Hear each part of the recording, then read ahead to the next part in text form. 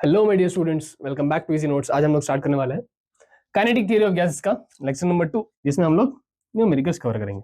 आप लोगों ने अगर पहला लेक्चर देखा होगा तो ये लेक्चर को अटेंड करना, वरना पहले वो लेक्चर देख के आना, उसके बाद ये अटेंड करना, क्योंकि कुछ समझ में नहीं आएगा, क्योंकि सिर्फ इस चैप्टर में न्यूमेरिकल्स है, थियरी पूरा इससे पहले वाले चैप्टर में हम लोगों ने कंप्लीट कर रखी है। ठीक है, तो देखते हैं what do you mean by mean free path. What do you mean by free path? Okay, free path, obtain an expression for it. Free path क्या था? द डिस्टेंस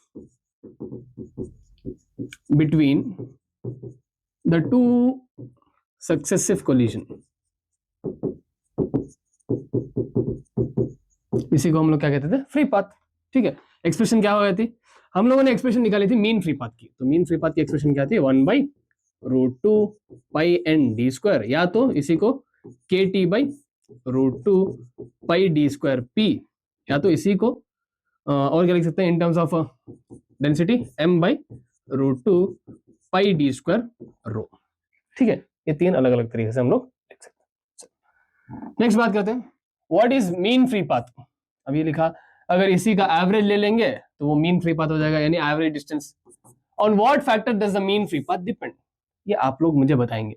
अगर आप लोगों ने देखा होगा तो मैं ही बता दूं। Lambda is directly proportional to temperature, inverse directly proportional to mass also, molar mass, and directly proportional to inversely proportional to pressure, inversely proportional to density, inversely proportional to diameter का स्क्वायर, या inversely proportional to radius square. यानी इन सब चीजों पे, यानी temperature पे depend करेगा, molar mass कह भी सकते हैं, नहीं भी कह सकते, चलो, प्रेशर पे डिपेंड करेगा, डेंसिटी पे डिपेंड करेगा, और डायमीटर मतलब साइज ऑफ द मॉलिक्यूल पे डिपेंड करेगा। हम लोग क्या लिख सकते हैं? Size, temperature, pressure, density and size यानी रेडियस और डायमीटर। ठीक है, क्योंकि एक ही गैस के बारे में बात करते हैं, क्योंकि देखो एक गैस में हर मॉलिक्यूल का मोलर मास सेम होगा। चलो next, state the law of equipotential of energy. Using this law determine the values of Cp, Cv and gamma for diatomic gas. अच्छा, law of equipotential of energy क्या कहता है? यहाँ पे energy थी वो किसके बराबर थी?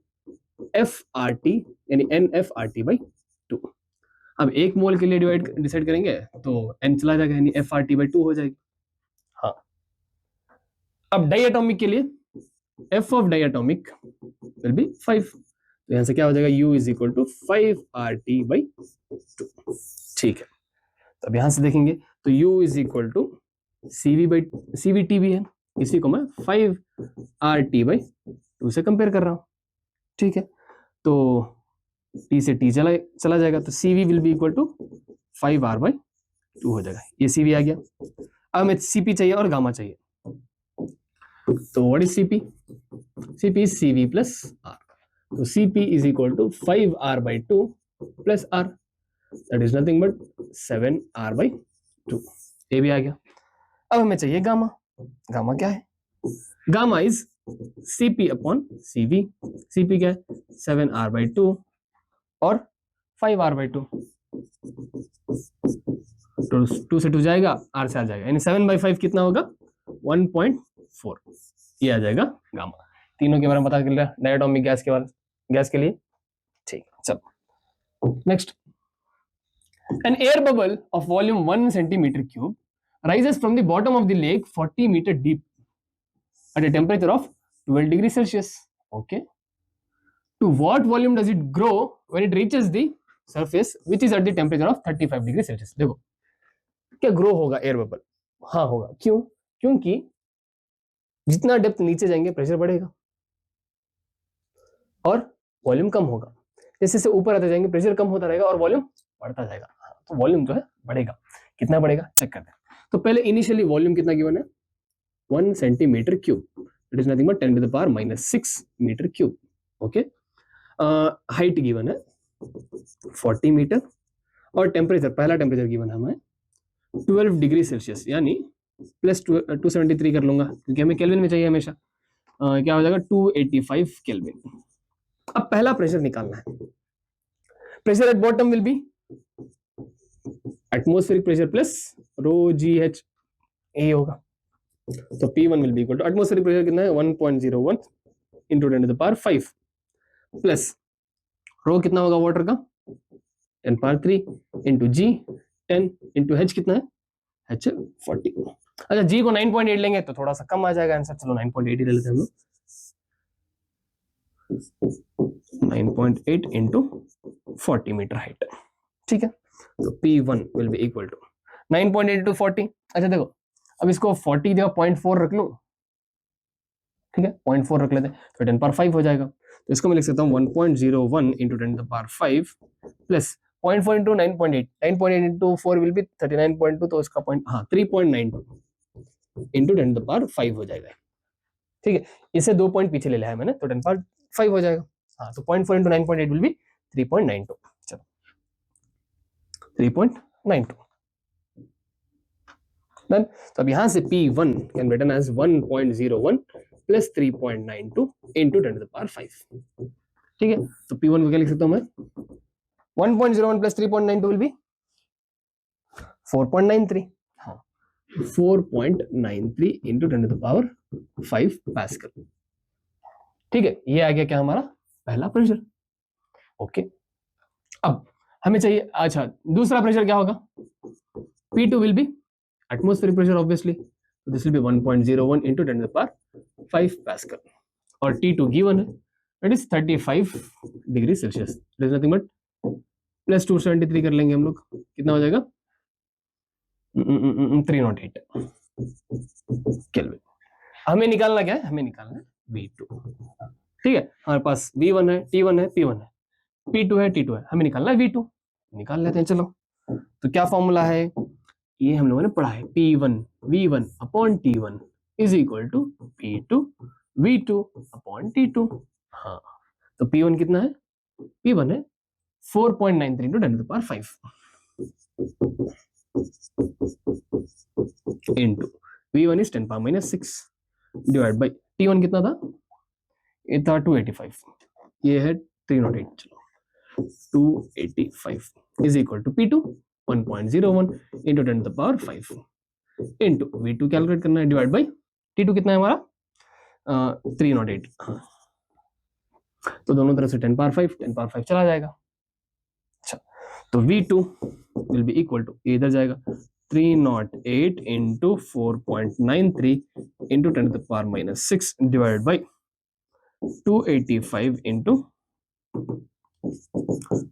1.01, ठीक है। गैस उठा लेते हैं हम लोग और सॉल्व कर लेते हैं, चलो 308 इंटू 4.93 कितना हो जाएगा 1518.44 into 10 to the power minus 6 divide by 285 into 1.01 287.85।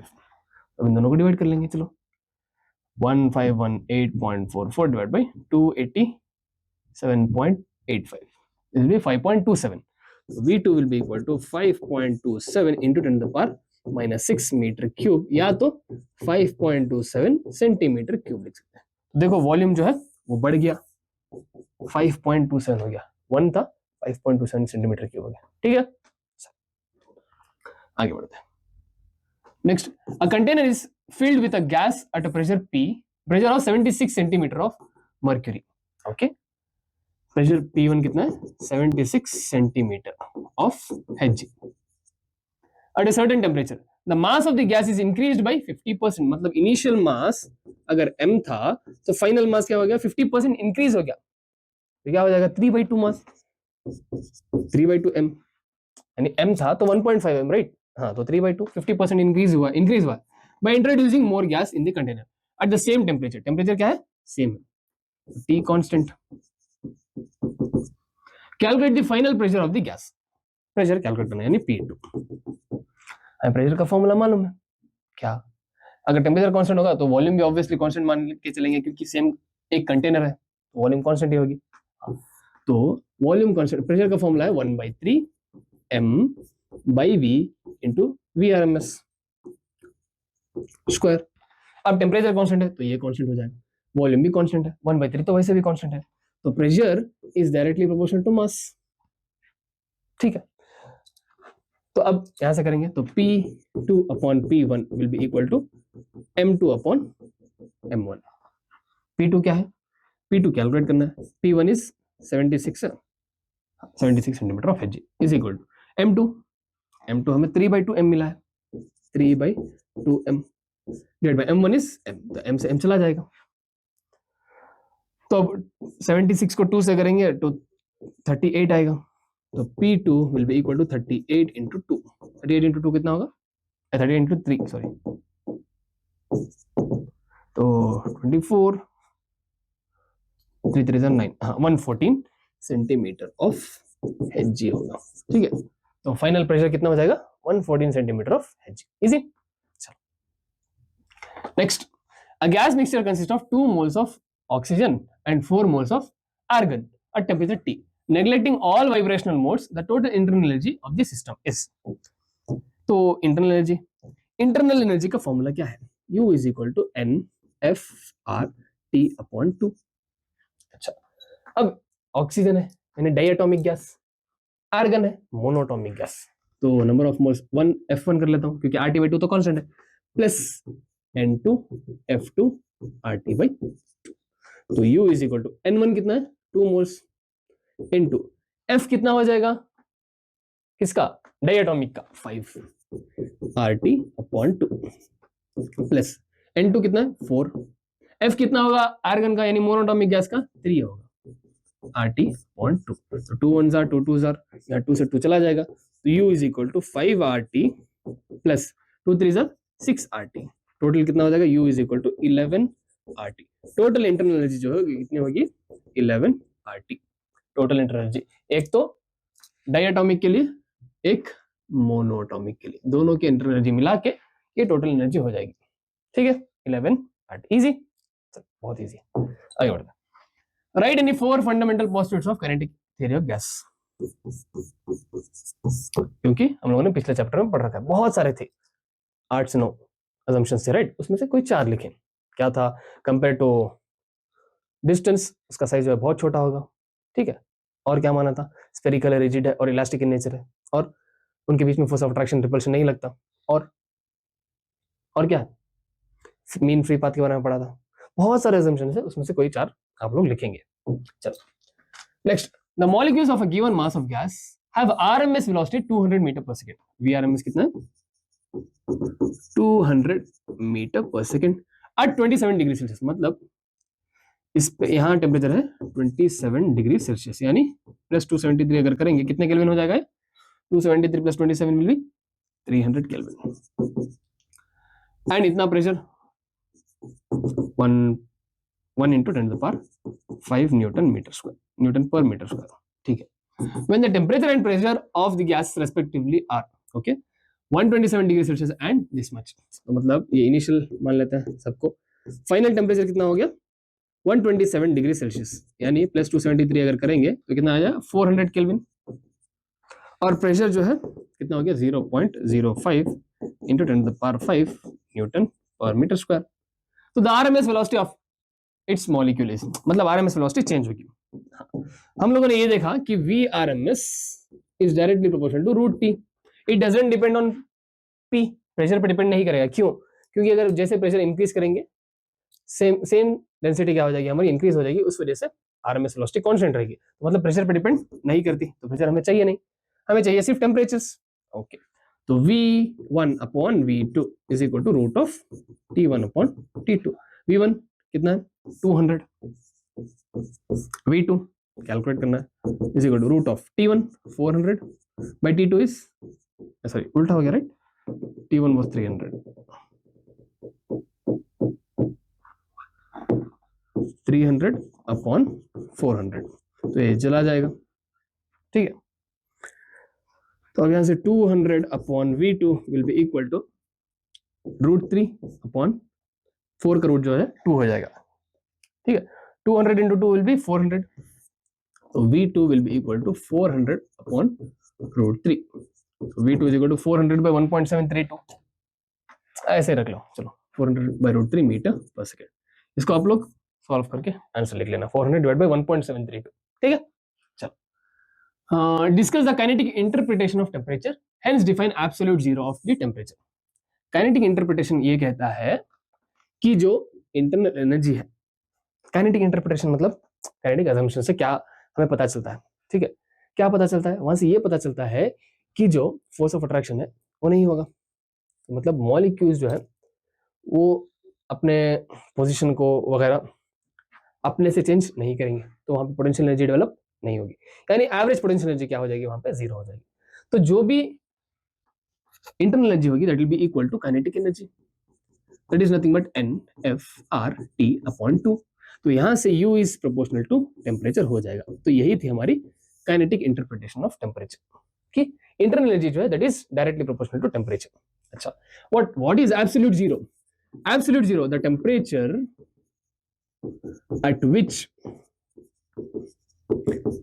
there is no heat left, or there is no molecular motion, मतलब मॉलिक्यूल्स मोशन में नहीं होंगे या तो वहां पे हीट बची हुई नहीं होगी, उसी को हम लोग कहते हैं क्या, एब्सोल्यूट जीरो टेम्परेचर।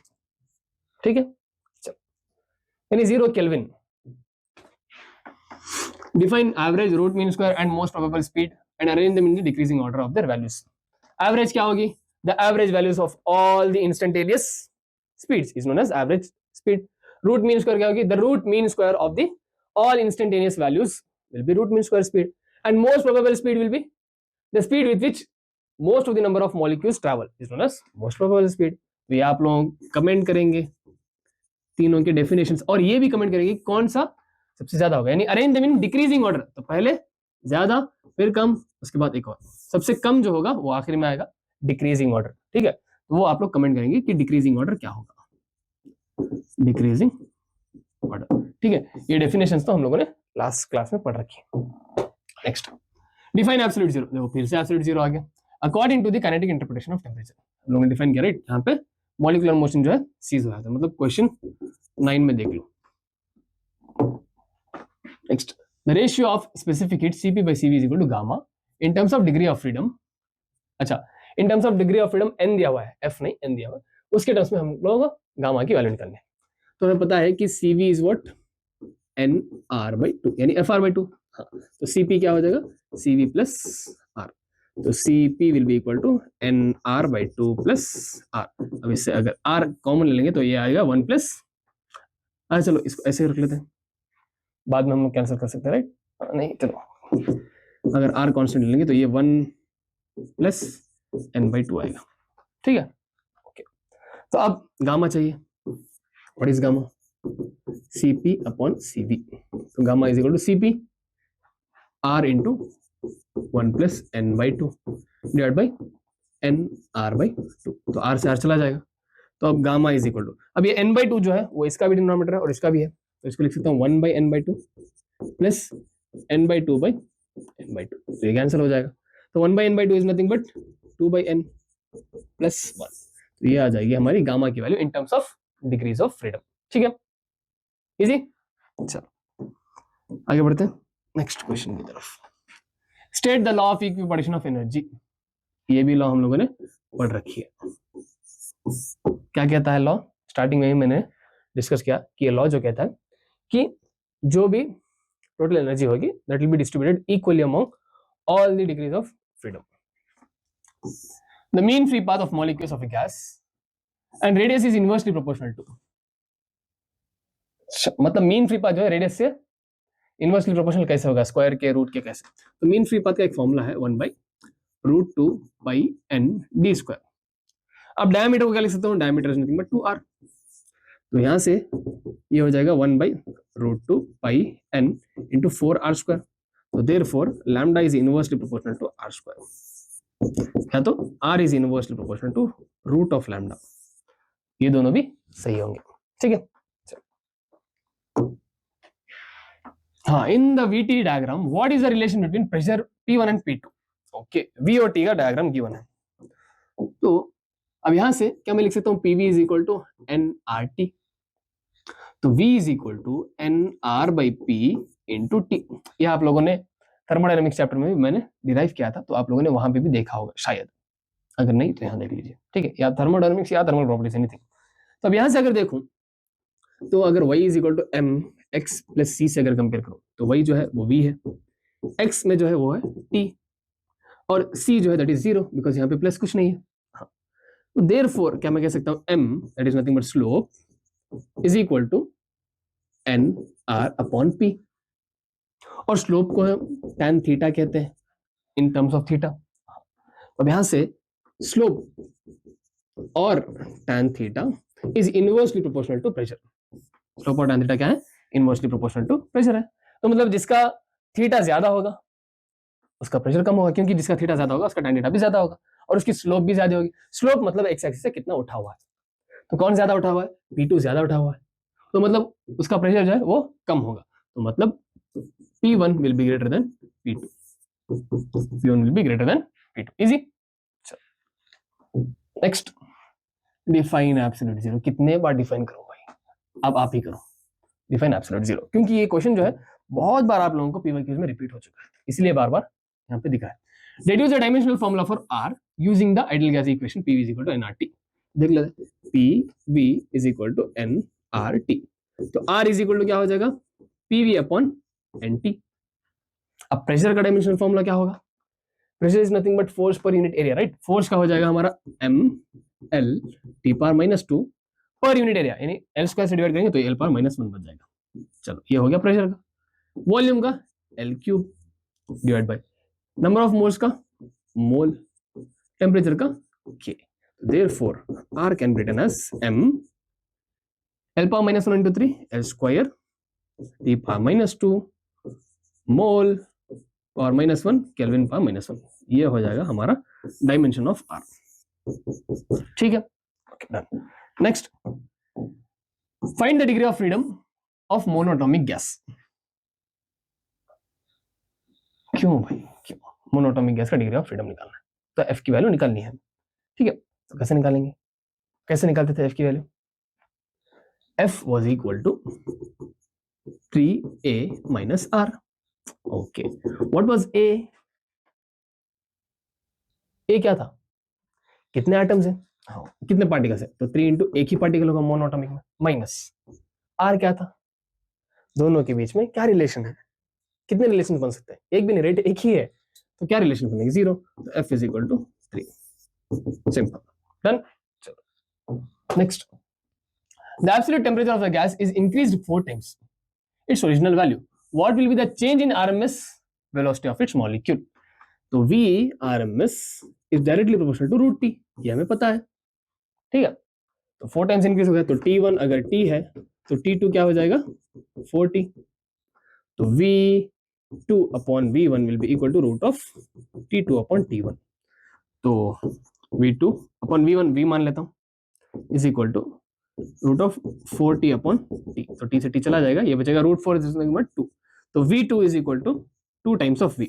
तो चेंज कितना आया? Change will be v2 minus v1, that is nothing but 2v minus v। Therefore change is equal to v। v क्या है? v पॉजिटिव आने का मतलब ये है कि v RMS increased by v। Temperature को 4 टाइम्स बढ़ाने से VRMS जो है 2 टाइम्स बढ़ गया, मतलब चेंज कितना आया? V का चेंज आया, ठीक है। इतने, ठीक है। तो यही कुछ क्वेश्चंस है हमारे पास, 16 to 17 क्वेश्चंस जो हम लोगों ने इस चैप्टर के बारे में किए। इतने काफी है, छोटा सा चैप्टर था, 2 लेक्चर में हम लोगों ने कवर किया। तो मिलते हैं नेक्स्ट लेक्चर में, नेक्स्ट चैप्टर में। कौन सा? ऑसिलेशंस, ठीक है। तब तक के लिए पढ़ते रहिए और डाउनलोड कीजिए Easy Notes app. Bye bye.